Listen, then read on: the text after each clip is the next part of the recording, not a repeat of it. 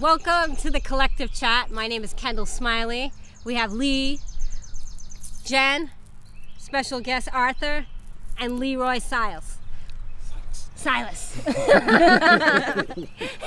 We go back a few years. Yes. Figure competitor, now pro bodybuilder.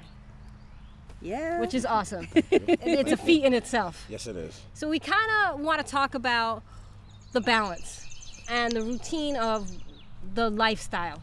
Because oftentimes when things are out of whack in our life, it has a direct reflection on what we do in our personal life. And you train a lot of clients. A lot.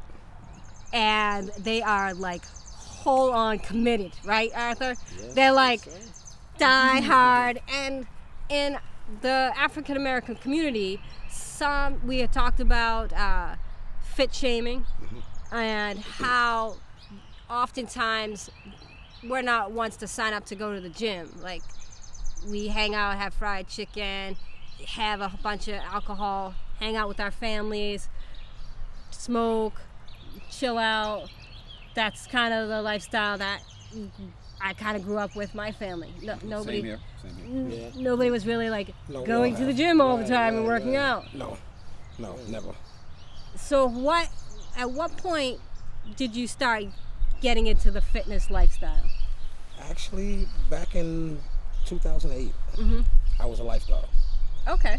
I always went into the gym area to go work out. So one of my co-workers, we taught swim lessons together. She came behind me, tapped me on the shoulder, and asked me a question.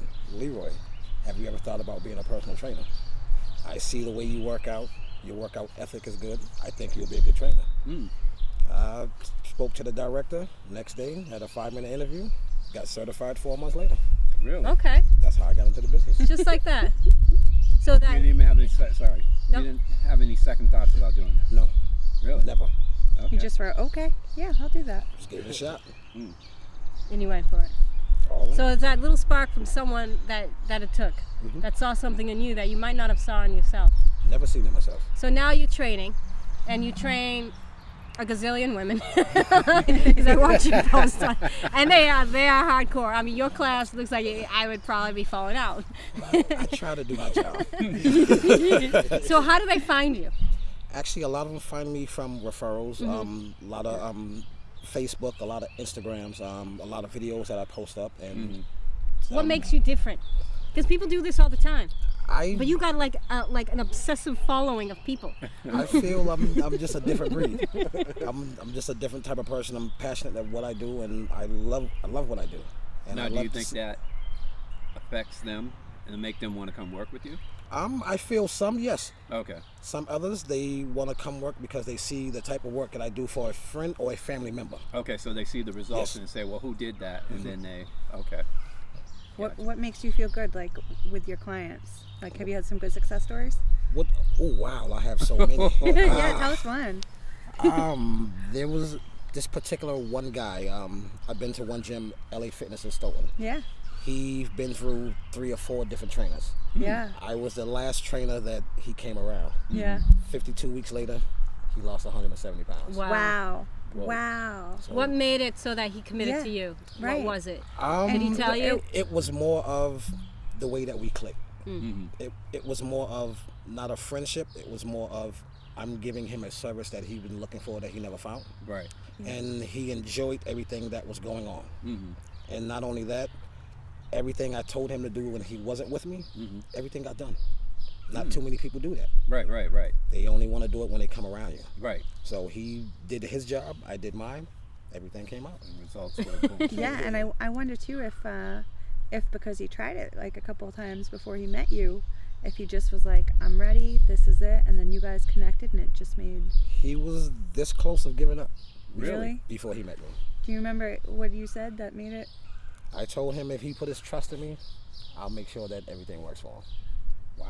Nice. He gave me his trust. Everything changed. That's awesome. Do you feel that that's the key? That really people can rely. You committed to your client. The key is consistency. The key is accountability. But people are consistent, and that's the problem. No, they're not. But some of them feel that just having a trainer is going to change them. Right. But they don't realize all the work that goes on behind closed doors. Once they walk out the gym, trainer's not around. Right. But some of them feel that, oh, I go see him 2 or 3 times a week. That's all I need. And then they'll eat whatever they want. They'll go out with their friends. They will tell you that they're eating well, but when it's time for measurement and update time, you see the difference. Right. Right. The And results are there. then they wonder why this person's changing, but they're not changing. But I see you. It's understanding that it's a slow process. Very slow process. I want to say I kind of hate some of the things that goes on out here in the TV world, and also I'm gonna say it, Beachbody, this Herbalife, and all this other stuff, telling people that what you look like for 15 years ago, you can do this within 30 days. That's impossible. Which is not true. But That's it's impossible. that's that instant gratification. Right. It's that the 8-minute ab workout. Yeah. It's the, drink Ooh. this and your abs will look like this. But you understand the work that's involved now that Yes. you are a pro. Yes, lots of hard work. And to know where you were as a lifeguard and see yourself, did you have that? You have a hyperfocus. I get that sense. And that's important in order to be able to accomplish a goal that you set out for. Yes, it is. And some people set goals that are a little too big for them instead of taking baby steps. Okay. No one wants to take a baby step. This person wants to lose 50 pounds in 2 months. Impossible. Right. But someone else is telling them, oh, you buy this product, you do this, you can do this in 30 days. If that was the case, that would have been done a long time Exactly. ago. Yeah, there's no They magic, wouldn't though. need us as trainers. Right. And that's the good thing with him. I mean, I grew up with him. We played sports together, Okay. basketball and all of that. And even then, we was probably not as in physical shape as we are now. But he was always driven. I work out with him. He pushed me. So when I started to kind of get back in, I mean, I always did little home things and stuff like that, stayed in shape. But I was like, I want to take it to the next level. I need a little extra boost. And who better than somebody I grew up with that I trust? Because trust is a big thing. Very true. When you're dealing with somebody, you want to make sure that you're getting the best results. And they have your best interest. Exactly. So I know he's not going to BS me. He's not going to cut me corners. And you tell him what it is you're looking for, and he caters to that. But some people don't want to hear that. Yeah. Because sometimes we work in healthcare and you're real with people. It's They stay it away can from be you. it can be Yeah. intimidating or offensive because you're trying to connect with them to say sometimes this is life and death. This is, you want to change your body before you have a heart attack because you're overweight, and you have to do this. It's very monotonous what you do every day, and be meticulous about what you are putting into your body and what you are doing, and sometimes often the people that you're around. Yeah. It's very funny you said that because I have several clients and several people who I am around. I see what they post on Facebook, see what they post on Instagram, see what they post on Snapchat, and they wonder why the next time they see me that I'm trying to kill them. They wonder why. Like, But how they- do you- Meaning like But the they drinking, but they the forget hanging about out. those Right. Social media tells on. Yes, it does. Right. It Okay. tells a lot. That's a I great like one. that. All eyes everywhere. Right? Everywhere. Now with this age of social media, you would think it would be a little easier to do things because they have so much information out there True. that's readily available But to they them. don't do their research for certain things. Research. Only for taking trips, only to Because see it's what's easier just to relinquish it up to someone else to say, hey, do this Right. for me. True. So that I'll just, sit back. So true. And it requires a lot of discipline too, and a lot of investment. You know what I mean? Some people, they probably get discouraged because, I mean, if it was me, if he wasn't probably at the gym, I don't know if I would ever took, interest in going to a particular gym. Really? Like I said, because I was doing a little stuff at the house. I was staying in shape, but not being pushed to challenge. You know what I mean? To change. But people got kids, they got the Right. daily life, but it doesn't mean that you can't find some time to fit something in there that's gonna help you better your life. But there's always something better. Arthur, how do you do that for yourself? How do you make that conscious choice to fit it in? Well, I mean, I'm a night worker. For Yeah. one, I work overnight, so. Does that mean you have time during the day, or you're trying to sleep during the day so you're ready? I sacrifice some of my morning rest to get the results that I'm getting. So, but I usually go to see him in the morning, which is the better convenient time for me. After Yeah. the kids are gone, my wife's at work. That's my little downtime. So I make it happen as best as possible. Making it happen. Yeah. But that's your commitment to yourself to make it happen. Right. Now, people don't see these things. You know, I'm tired, yeah, to a certain degree, but I feel so much better after I'm done. Then I can Then you go can get rest. rest and Right. take care of whatever I need to do. But it's just small little things, you know. But also, as far as nutrition, I don't really say diet because I think diet is something that you can start and stop. Nutrition is just about daily eating, certain Being things, mindful certain of what you're putting in. Trying to be cognizant and learning as the process goes on, because when you're doing these things, you find out, oh wow, I didn't know you could do this and do that. You know, oh, you could do it like this. So I don't have to try to cram everything up in one thing or overwhelming myself thinking, oh well, trying to get from A to Z. I know it's a process, and I let myself just fall into it. Also, I know that he's gonna whip me up. He would do that to you? Yeah. Really? It's even worse if you're family, of course. Now let me ask It's you, that does accountability.